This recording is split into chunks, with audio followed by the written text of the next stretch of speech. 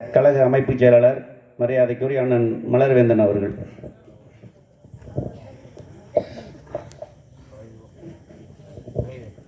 தேசிய ஜனநாயக கூட்டணியின் பைங்காநாடு மற்றும் துலசேந்திரபுரம் ஊராட்சி கூட்டத்தினுடைய தலைவர்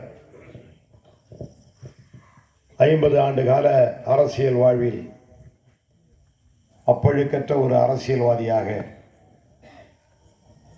பெருந்தலைவர் காமராஜர், ராஜீவ்காந்தி, கருப்பைய மூப்பனார், இன்னும் தமிழகத்தில் இருந்த அனைத்து காங்கிரஸ் கட்சியுடைய தலைவர்களுடைய தொடர்பு,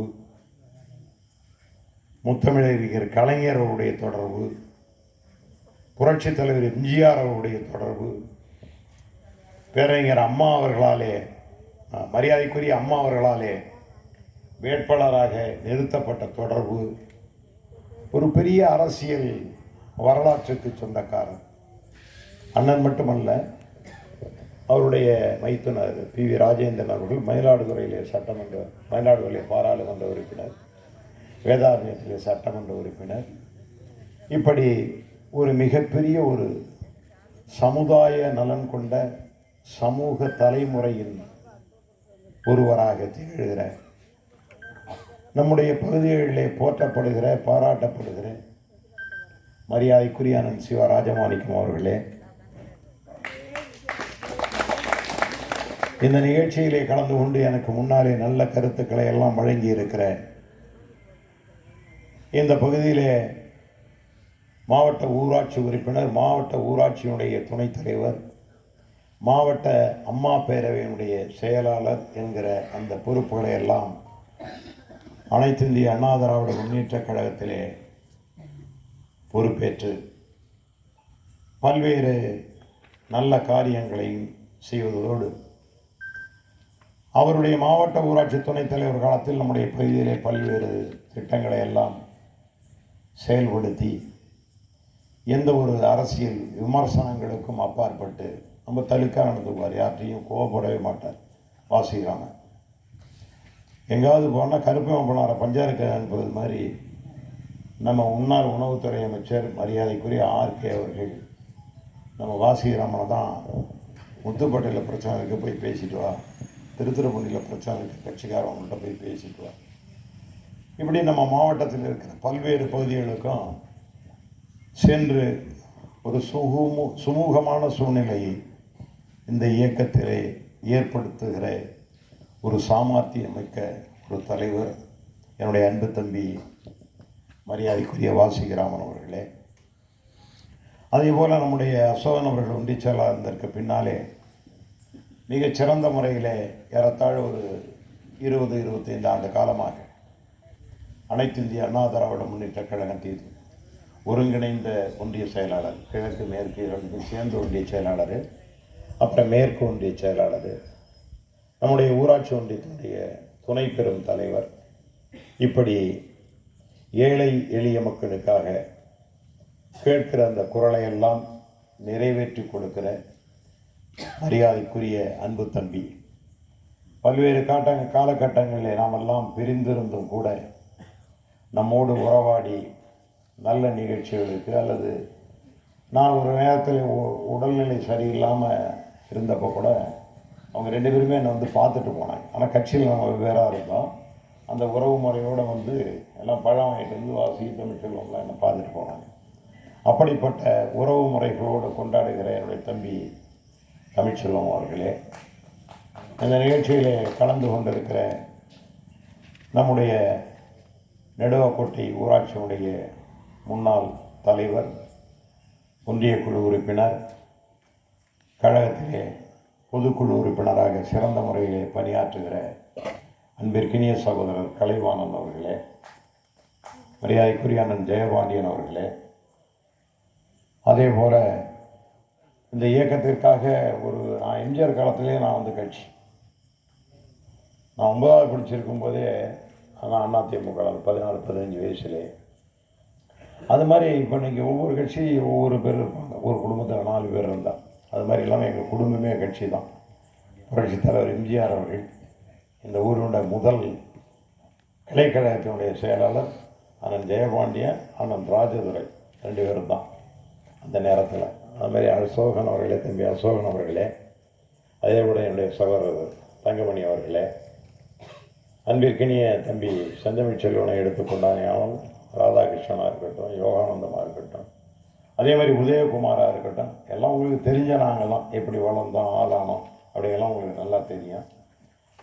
அவங்களுடைய குடும்பமும் இந்த இயக்கத்திற்காக அம்மாவினுடைய போர்ப்படை தளபதிகளாக எங்களுடைய குடும்பத்திலே அவருடைய குடும்பத்திலே ஆரம்பத்திலேருந்து புரட்சத்தில் விஜயா அவர்கள் இருந்தபோது அங்கே இருந்தவங்க எல்லாம்.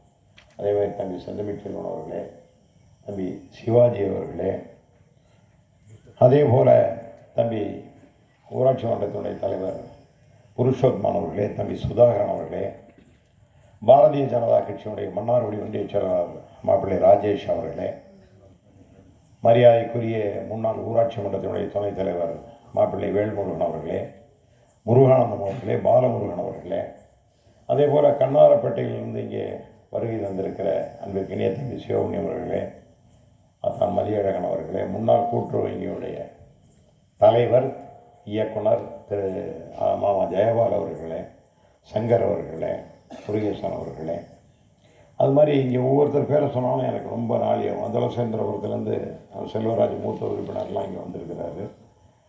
மேலதலசேந்திரத்துலேருந்து நம்ம ஆனந்தன், அதே போல் ராஜேஷ், பன்னீர்செல்வம், அதே நம்முடைய ஜெகநாதன், இந்த மாதிரி நிறைய பேர் இங்கே வந்திருக்காங்க. எல்லாரையும் நான் பேர் சொல்லி அழைத்ததாக கருத வேண்டும் என்று பணியோடு கேட்டுக்கொள்கிறேன்.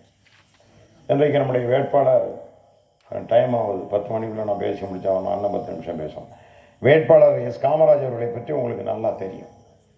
இந்த தொகுதியில் இருக்கிற நல்லது கெட்டது எல்லாத்துக்கெல்லாம் அன்னை காலடிப்படாத வீடு இருக்காது. மாலை கொண்டுட்டு போயிடாது. செத்து போனால் ஆலங்கட்டை, திருப்பாலக்குடி, பைங்காநாடு. நம்முடைய ஆர்எஸ் மாமாவுடைய அவருக்கு அவர் வட்டார தலைவராக இருந்தப்போ அவருக்கு மேலே இருந்தது. நீங்கள் நகர தலைவர். ஆமாம், அவர் துளசியா வண்டையாரையா நியமிக்கப்பட்டவங்க அப்போ ஒருங்கிணைந்த தஞ்சை மாவட்டத்தில். அப்படி இருக்கும்போது எதுக்காக சொல்கிறேன் அப்படின்னாக்க, இந்த இயக்கங்களெல்லாம் இருக்கும்போது ஒரு நேர்மையான ஒரு அரசியல், ஒரு 10,000 வீட்டுக்கு 20,000 வீட்டுக்கு மாலை கட்டிக்கிட்டு ஒரு பத்திரிக்கை வந்தனா எடுத்து காலம்பரை 6 மணிக்கு எழுந்திரிச்சிடுவார். நம்மளாம் 9 மணிக்கு எழுந்திரிப்போம், 10 மணிக்கு எழுந்திரிப்போம்.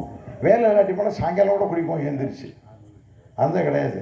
6 மணிக்கு குளிச்சுட்டு இருக்கிற பேப்பரெல்லாம் வாங்கி ஒரு படிச்சுட்டு செல்லை எடுத்து அப்படியே பார்த்து என்னென்ன செய்தி வருது, யாருக்கு என்னென்ன செய்தியை பாஸ் பண்ணணும், இந்த வேலையெல்லாம் இந்த வயசுலேயே அண்ணன் பார்த்துக்கிட்டு இருக்கு. நீங்கள் அதை கவனிக்கலாம்.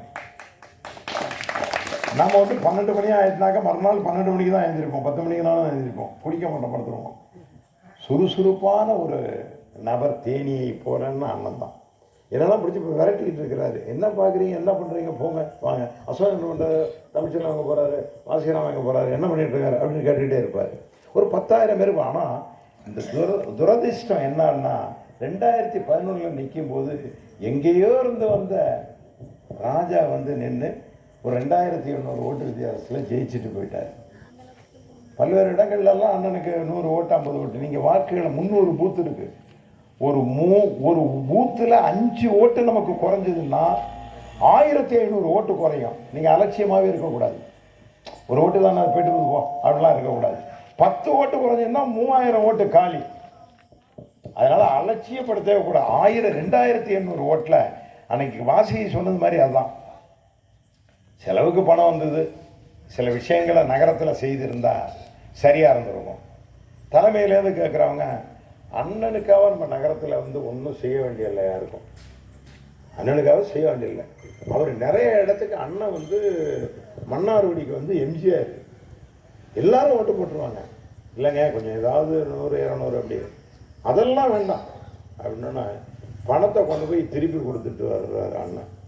இந்தாங்க செலவு மிச்சம் இருக்குது அப்படின்ட்டு. இவங்களே முடிவு பண்ணி மணலில் கொடுத்துருந்தாக்க இன்றைக்கி அமைச்சர், அன்றைய தினம் அறநிலைத்துறை அமைச்சர் ஆகிறதுக்கான வாய்ப்புகள்லாம் இருந்தது 2011.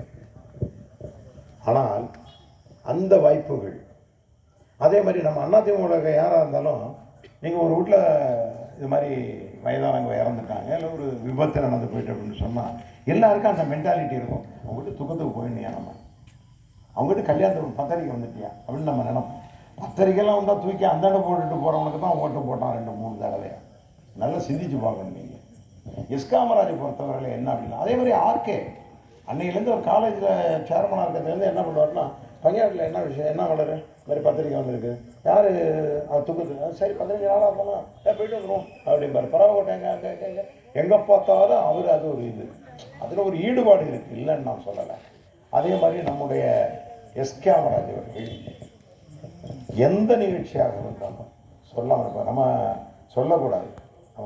நம்ம மாரியம்மன் கோயிலுக்கு வந்து ஒரு 5 லட்சம் ரூபாய்க்கு ஸ்லாப் போட்டு கொடுத்தாரு நம்ம மாரியம்மன் கோயிலுக்கு. நாம் போய் சொன்னோம், வேறு கிராமத்துலேருந்து நிர்வாகிகள் யாரையும் அழைச்சிட்டு போகலாம் வரல, இந்த மாதிரி எங்களுக்கு ஒரு ஸ்லாப் போட்டு கொடுக்கணும், இடையில கொட்டாப்புற லெவல்லே பழையபடியாக நாங்கள் கிராமத்தில் பொருளாதாரம் இல்லாமல் நிப்பாட்டுறது மாதிரி இருக்குது, நீங்கள் எங்களுக்கு செஞ்சு கொடுக்கணும். உடனே அனுப்பிச்சி விட்டேன். அது மாதிரி எந்த கிராமங்களை நீங்கள் நீடாமங்கலம் ஒன்றியத்தில் எடுத்துக்கிட்டிங்கன்னா, எந்த கிராமமாக இருந்தாலும் அந்த கிராமத்தில் கோயில்கள் புறணம் வைப்பது, ஸ்லாப் போட்டு கொடுக்கறது, கோயில் கட்டி கொடுக்கறது, பள்ளிக்கூடத்துக்கு உதவி பண்ணுறது, மருத்துவமனைக்கு உதவி பண்ணுறது, நல்லது கெட்டது எல்லாத்தையும், எந்த கிரிக்கெட் விளையாடணும், கபடி விளையாடணும், எது கேட்டாலும் கொடுத்துக்கிட்டே இருப்பார். அப்படிப்பட்ட ஒரு உயர்வான மனுஷன். நீங்கள் ஃபோன் போட்டீங்கன்னாக்க, நம்ம யாரை நினச்சி நீங்கள் நினைக்கிறீங்கன்னா, ஃபோன் போட்டால் சில பேர் ஃபோனே எடுக்க மாட்டாங்க. பொறுப்பில் இருக்கிறவங்கள சொல்கிறோம். அது திராவிட முன்னேற்ற கழகமாக அந்த நம்முடைய வேட்பாளர் பழைய சட்டமன்ற உறுப்பினர் அமைச்சர், நீங்கள் இங்கே இருக்கவங்க யாராவது ஒரு ஃபோன் போட்டு பையன் அண்ணா பேசுகிறேன் எடுத்துருவா இல்லையா, எடுக்க மாட்டாங்க. ஆனால் இவரை பொறுத்தவரையில் எந்த ஃபோன் நம்பர் போனாலும், யார் அடித்தாலும், பொதுமக்கள் போனாலும், ஹலோ என்ன விஷயம், இது நாவல்குண்டிலேருந்து பேசுகிறேன், சரி என்ன இந்த மாதிரி என் பிள்ளைக்கு உடம்பு சரியில்லை, நான் உங்களை பார்க்க வரேன், சரி வாங்க, சரி வாங்க, என்ன வேணும் செலவா, உடனே என்ன செய்யணுமோ அந்த வகையெல்லாம் செய்கிறோம். ஒரு மனிதாபிமானம் உள்ள ஒரு வேட்பாளர் நம்முடைய வேட்பாளர் எஸ் காமராஜர். மனுஷனுக்கு அதுதானே வேணும். உங்கள் வீட்டில் நல்லது கெட்டது நடந்ததுன்னா நான் வரணும், அதே மாதிரி தாண்டி அவர் வந்துடுவார்.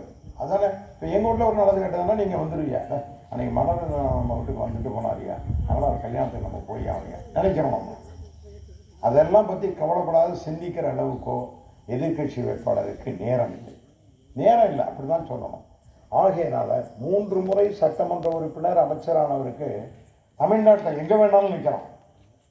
திராவிட முன்னேற்ற கழகத்தில் 3ஆம் கட்ட தலைவராங்க, அப்போ வந்து பொருளாளர் 3ஆம் கட்ட தலைவர். தமிழ்நாட்டில் எங்கே வேணாலும் நிற்கலாம். கும்மிடிப்பூண்டிலேருந்து குமரி இருக்குல்ல, அங்கே கன்னியாகுமரி வரல அவங்க எங்கே வேணாலும் நிற்கலாம். ஆனால் மன்னார்குடியில் நீங்கள் 3 விருப்பம் சட்டமன்ற உறுப்பினர் ஆகிட்டீங்க, சரி போகலாம், வேறு இடத்துல போய் நீங்கள் நின்றுட்டு போங்க, இல்லை ராஜ்யசபா உறுப்பினர் ஆகுங்க, பார்லிமெண்ட் உறுப்பினர் ஆகுங்க, மத்திய அமைச்சர் ஆகுங்க, எதை பண்ணுங்க, உங்களுக்கு எதை வேணாலும் திமுகவில் சேர்த்து. ஆனால் ஒரே ஒரு வாய்ப்பு, இந்த நடை எம்எல்ஏ ஆனால் தான் எஸ்கே ஆக முடியும், மறுபடியும் ஆகவே முடியாது. நான் சொல்கிறேன், அவருக்கு வயசாகிடும். இன்றைக்கி 60-61 வயசு இருக்கவருக்குன்னா, நான் 66 வயசில் வருவீங்கன்னா எத்தனை அரசியல்வாதியாக வர்றாங்களா, அதிமுகலாம் அமமுகலாம். ஆகினால அதுக்கான வாய்ப்புகள், நல்ல வாய்ப்பு, களம் நல்லா இருக்குது. நீங்கள் தமிழ்நாடு பூரா பார்த்தீங்கன்னா அதிமுக ஜெயிக்கிறதுக்கு எடப்பாடி முதலமைச்சர் ஆக வேண்டும் என்று கங்கணம் கட்டி கொண்டு தமிழ்நாடு ஓரணியில் இருக்காது. இது மாதிரி தம்பியெல்லாம் பேசுனாங்க, விவசாயிகளுக்கு ஒன்றும் கிடைக்கல, விவசாயிகள் கணக்கில் எந்த வருமானமும் இல்லை, பொதுவாக ஒரு பணத்தட்டுப்பாடு இருக்கிறது, தமிழ்நாட்டில் சட்டம் ஒழுங்கு சரியில்லை. அம்மா இருந்த சட்டம் ஒழுங்குலாம் அப்படி இருக்குமா? யாரும் பேசணும், சுட்டு பொசிக்கு போடும். சங்கராச்சாரியாரே வந்து தப்பு பண்ணாரு, விசாரணை பண்ண சொல்லுது. சங்கராச்சாரியர் காலில் போய் உட்காந்து அதுக்கு கீழே உட்காந்தது தான் அம்மா, அவருக்கு கீழே அவர் சிம்மாசனத்தில் உட்காந்துக்கிட்டு புலித்தோரில் உட்காந்தவர் தான். கொலை பண்ணாருங்கிறது ப்ரூஃப் ஆகிட்டு பிடிச்சி உள்ள வச்சுருந்தார். இன்னைக்கு கட்சிக்காரன் ஒரு தப்பு பண்ணிட்டான்னா அவன் மேலே நடவடிக்கை எடுந்தால் திராவிட முன்னேற்ற கழகத்தில் நடவடிக்கை எடுக்கிறது. போதைப் பொருள் கடத்தலில் ஜாபர்ன்னுட்டு ஒருத்தன் வந்து முதலமைச்சர் குடும்பத்துக்கு வேண்டியப்பட்டார். அவன் தான் அந்த வெளிநாட்டிலிருந்து வந்த அந்த போதைப் பொருள்கள்லாம் விற்கிற மொத்த ஏஜென்ட். வெளிநாட்டிலேருந்து ஏற்றுமதி பண்ணுறவன் இறக்குமதி பண்ணுறோம்னா மொத்தம் அவன் தான் தப்பு பண்ணோன்னு கேட்டால் அவன் மேலே நடவடிக்கை எடுக்கலையே. 12 வயசு பொண்ணு வந்து சிவகங்கையில் வந்து பள்ளிக்கூடத்துக்கு போயிட்டு வந்து கொண்டு போய் கற்பழித்து போட்டான். 2 நாளாக தேடிருக்கான், இல்லை. 2 நாள் கழிச்சு போலீஸ் தேடி போகுது, போட்டு வெட்டுறான் எங்கே பார்த்தாலும். அம்மா இருந்தால் அது மாதிரி நடக்குமா? தொலைச்சி விடும், சுட்டு விடும். வீரமணிங்கிற ஒரு சென்னையில் இருக்கிற ஒரு ரவுடி, நம்ம கட்சிக்காக அந்த ஆள் வந்து எல்லா வேலையும் செய்வான், அவர்களெலாம் கூப்பிட்டு வருவான். அவன் ஒரு நடிகைகிட்ட ஒம்பு பண்ணி விட்டான். அந்த அம்மா போய் குடும்பத்தோடு போய் கதர்னது. அம்மா அப்பாலாம் வச்சுட்டு போய் கடலில் கடத்தி கொண்டு போயிடுச்சு. அந்த பொண்ணை ரேப் பண்ணிட்டான். மறுதிருப்பி இந்த வெள்ளத்துறையை தான் கூப்பிட்டு போய் என்கவுண்டர் போயிட்டு வந்தது. போய் சுட்டு போட்டு வந்துட்டான்.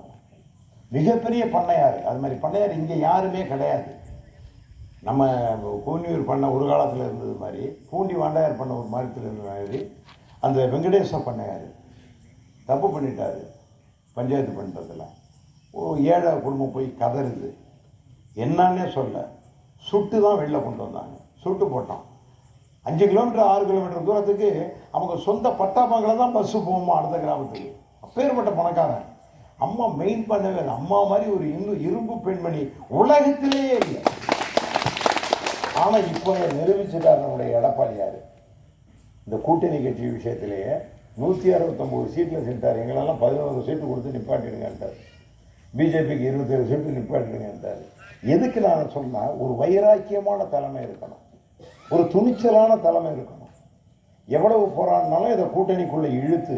ஆனால் டிடிவி எங்கள் தலைவர் சொன்னார், அம்மா ஆட்சி அமையணும். 21 நாங்கள் சொன்னோம். அப்பயே அமித்ஷா அந்த கூட்டணிக்கு ஏற்பாடு பண்ணார். அவர் எடப்பாடியார் அப்போ ஒத்துக்கலை. இப்போ அந்த இது அம்மா ஆட்சி, அம்மாவின் தொண்டர்கள் ஓரணியில் இளைந்தால் மட்டுமே திராவிட முன்னேற்ற கழகத்தை தோற்கடிக்க முடியும் என்று சொன்னார் டிடி. அதுக்குத்தான் பல விஷயங்களை 2 பேரும் உட்காந்து பேசி, அமித்ஷா எடப்பாடி பழனிசாமி டிடிவியெல்லாம் உட்காந்து பேசி திமுகவை அப்புறப்படுத்த வேண்டுமே. ஆனால் ஓரணியில் அதிமுக. இப்போ அதிமுக இப்போ நம்ம இந்த சீட்டுக்காக பிரிஞ்சிருக்கிறோம். ஆனால் எலெக்ஷனுக்கு பிற்பாடு அதிமுக அமமுக எல்லாம் சேர்ந்து அதிமுகவாகிடும். அதுதான் நடக்கும். ஆனால் அதை பற்றி நீங்கள் ஒன்றும் கவலைப்பட வேண்டாம். இந்த வேட்பாளர் நம்முடைய வேட்பாளர் நல்ல வேட்பாளர். இந்த 2 பஞ்சாயத்தில் நம்ம கட்சி அதிகமாக இருக்குது. நம்ம 2 பஞ்சாயத்துலேயும் ஒரு 1500 ஓட்டு கூட வாங்கி கொடுக்கணும். ஏறத்தாழ ஒரு 7000 ஓட்டுக்கு மேலே இருக்குது இங்கே. நம்ம 2 பஞ்சாயத்துலேயும் 7000 ஓட்டுக்கு 7500 ஓட்டு இருக்குது. இந்த 7500 ஓட்டுலையும் ஒரு 1500 ஓட்டு நம்ம லீட் பண்ணி கொடுக்கணும். அதிக ஓட்டுகள் வாங்கணும். அதுக்கு களப்பணி ஆற்றணும் நீங்கள். மற்றபடி நம்ம ஒன்றிய செயலாளர் தமிழ்ச்செல்வம், வாசிராமன், அசோகன் இவங்கெல்லாம் வருவாங்க. உங்களுக்கு என்ன செய்யணுமோ எல்லாம் செய்வாங்க அந்த விஷயங்களெல்லாம். ஆனால் அவங்க பணத்தை மட்டுமே நம்பியிருக்காங்க. பணம். அவங்க இப்போ பிரச்சாரத்துக்கு போகிறப்பெல்லாம் மேலே இருந்த வரையாக போயிட்டுருக்காங்க. அது அல்ல. நம்ம பணம் எவ்வளவு எதிர்கட்சிக்கு கொடுத்தாலும் அவங்க வாங்கிக்கட்டும், செலவு பண்ணிட்டும், போட்டும் வரட்டும். நம்ம அந்த கொள்கை உறுதிப்பாடோடு அம்மாவின் ஆட்சி எடப்பாடி தலைமையில் அமைய வேண்டும் என்கிற அந்த உணர்வோடு நீங்கள் பணியாற்றி வாக்களை சேகரிக்க வேண்டும். எஸ் காமராஜ் அவர்கள் வெற்றி பெற வேண்டும். குக்கர் சின்னத்திலே அவருக்கு நீங்கள் வாக்கினை கேட்க வேண்டும், வழங்க வேண்டும். பெருவாரியான வாக்கள் வித்தியாசத்திலே எஸ் காமராஜ் வெற்றி பெற்று சட்டமன்றத்திற்கு நாம் அனுப்பி வைத்தே ஆக வேண்டும் என்ற உறுதிப்பாடோடு செயல்படுவோம் என்ற உறுதியை ஏற்று அடுத்தபடியாக கழகத்தினுடைய அமைப்பு செயலாளர் அருமையன் சிவா ராஜமாணிக்கம் அவர்கள் கருத்துரை வழங்குவார்கள்.